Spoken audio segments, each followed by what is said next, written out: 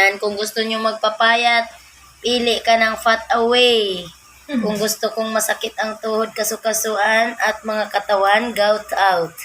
Liver Plus, Kidney Pro, Vita Heart, and Insocheck para sa mga diabetic.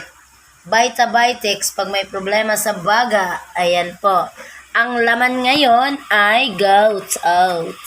Dito po nakalakad si Chang. Ayan, yung isang apply namin na Rosalina na bago lang. Dito po siya pinalakad.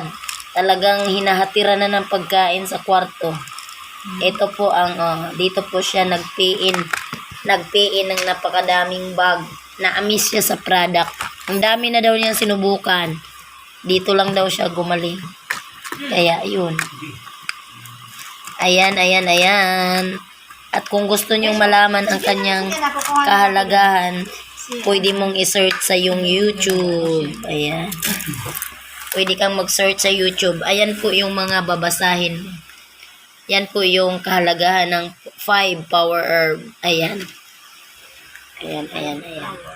Dito kami sa aming guest.